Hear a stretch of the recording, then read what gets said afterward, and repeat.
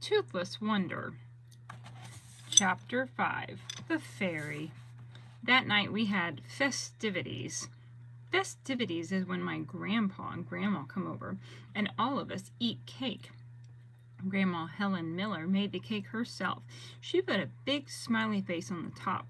Only that is not all, 'cause a smiley face had a tooth missing just like me. I laughed and laughed at that silly thing. Then I reached in my pocket and I got my tooth and I passed it all around the table. "Oh, that's a beaut, Junie B," said Grandma Miller. "I know it, Grandma. I know it is a beaut," I said real proud. "I can't wait to take it to school for show and tell. The children are going to love this thing." Daddy looked strange at me.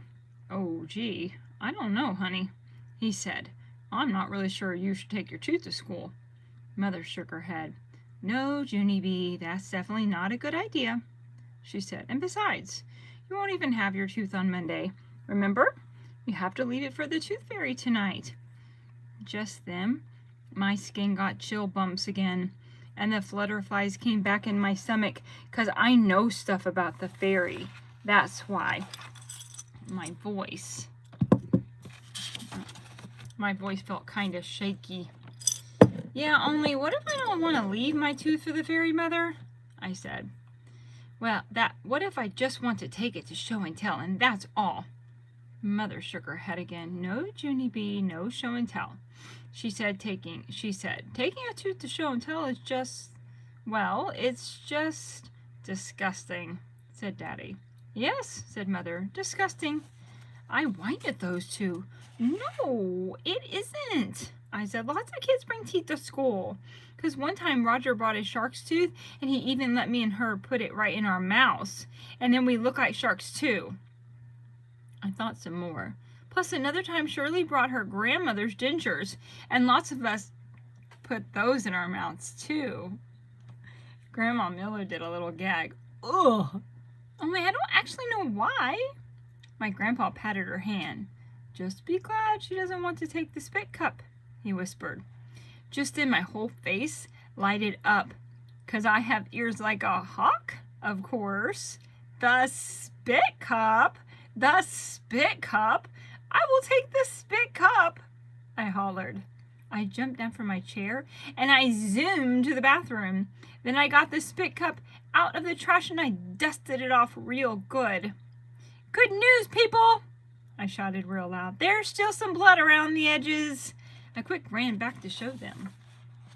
Grandma Miller closed her eyes at the sight. Then Mother put her head on the table and hid her face in her arms. The festivities were over, I believe. After Grandma and Grandpa Miller left, Mother took me into the bathroom, and we brushed my teeth real careful. Then I took my loose tooth out of my pocket, and I brushed that guy too. I held it up to the light. "Look," I said, "look how shiny I made it. I really wish I could take this tooth to school, Mother. I really, really wish that with all my might." Mother gave me a hug. "I know you do, Junie B," she said. "But it's still going to be fun to put it under your pillow tonight, isn't it?" She smiled. "I remember when I was a little girl, I couldn't wait to wake up in the morning and find how much money the tooth fairy had left me."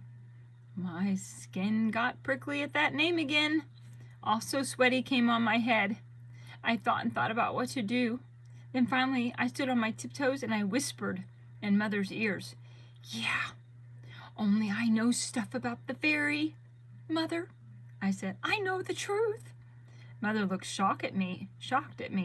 "The truth?" she said. "You know the truth?" "Yes," I whispered again. "I know the exact truth, Mother. 'Cause last year, Polly Allen Puffer told me the whole entire story." I took another big breath. Then I cupped my hands around her ear and I talked even quieter.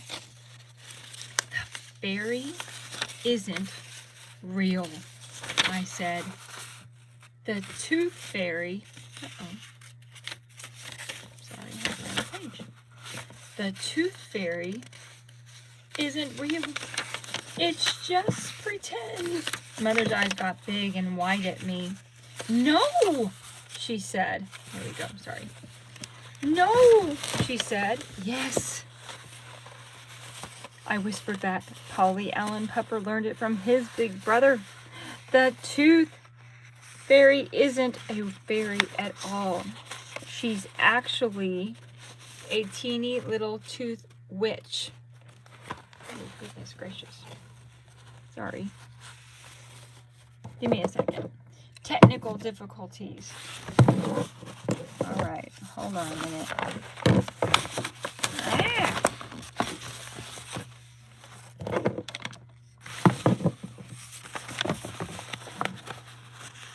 Nope, that's not gonna work either.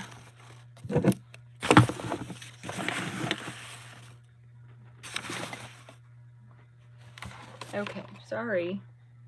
Okay, there we go.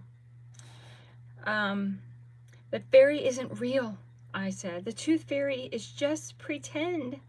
Mother's eyes got big and wide at me. No, she said. Yes, I whispered back. Polly Allen learned it from his big brother. The tooth fairy isn't a fairy at all. She's actually a teensy little tooth witch. Mother's mouth came all the way open. A tooth witch? Shh, I said. We have to talk soft, Mother. If the tooth witch hears anyone telling her secret, she flies in their room at night and she pinches their cheeks. Mother covered her face with her hands. She was in shock, I believe. Polly Allen's brother even saw the tooth witch, I said, because one night he put a tooth under his pillow. And then he stayed awake all night and he saw the tooth witch fly into his room on a teensy little toothbrush. Oh, my, said Mother. I know it is oh my, I said, and that is not even the worstest part. 'Cause the witch walked right under his pillow and she carried out his tooth and then she chomped a big bite out of it, just like it was a little tooth apple. Mother made a noise behind her hand. I patted her very nice. I know how you feel, I said. This is very hard to hear. Finally, Mother took her hands away. But it doesn't really make sense, Junie B, she said. I mean, why would a mean little witch leave money under the pillow? A witch would never do something that nice, would she? I rolled my eyes way up to the ceiling, because sometimes I have to explain everything to that woman. Of course she would, Mother. Don't you get it? The witch leaves money so that children think she's really a fairy. Because children don't think there's a fairy. Because if children don't think there's a fairy, they won't leave their teeth, right? And if they don't leave their teeth, the witch won't get any tooth apples. Mother closed her eyes very tight. Then all of a sudden she opened up the bathroom door. She ran right out of the room. She was taking it harder than I thought. Chapter 6. Full of soup. That night Daddy tucked me into bed. He said that Polly Allen Puffer's brother is full of soup.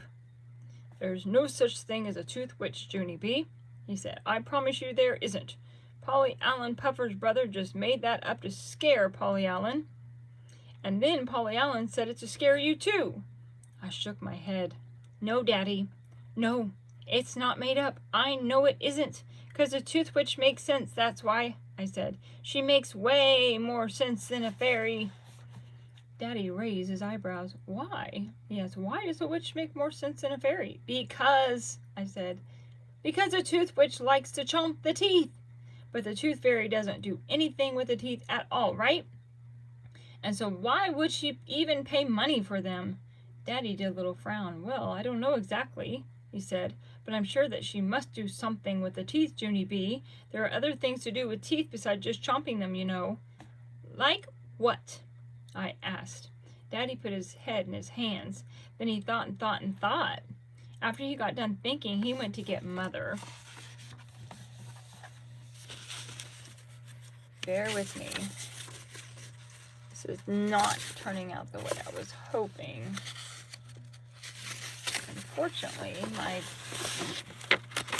my pictures... Oh, this is not going to work. Because now we won't be able to hold the book open. So I'm going to actually do something different for this page. I'm going to set this one down.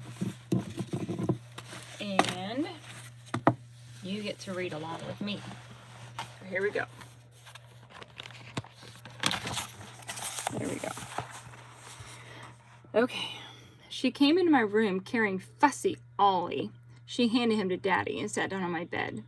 Daddy said you have another problem about the tooth fairy, she said. I nodded. Yes, I said, because if there's really a fairy, then she has to have a reason to want teeth, right, Mother? She wouldn't just throw them in the garbage, because that doesn't make any sense. Plus, also, it would hurt my feelings. Mother hugged me. No, Junie B, of course she doesn't throw them in the garbage. She said, I'm sure the fairy does something very special with teeth. Like what? I said. Mother ran her tired fingers through her hair.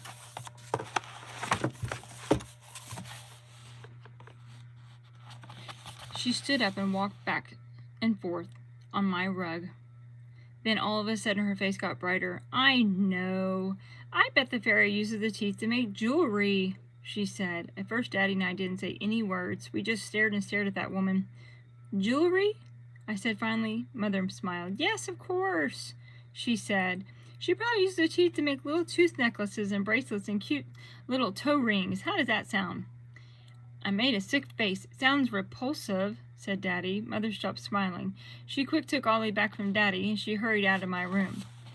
After she left, Daddy finished tucking me in bed. I'm sorry about that, Junie B, he said. I'm afraid Ollie has your mother worn to a frazzle these days, but I'm sure she's not right about the jewelry thing.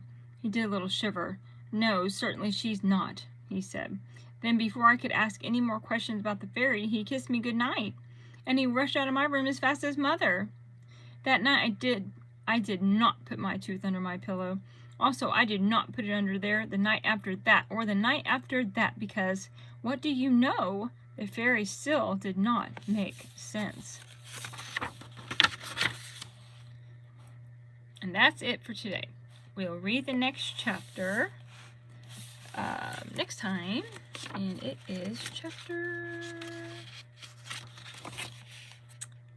7, A Stumper. Thank you for bearing with me with all of those technical difficulties, and I will see you next time.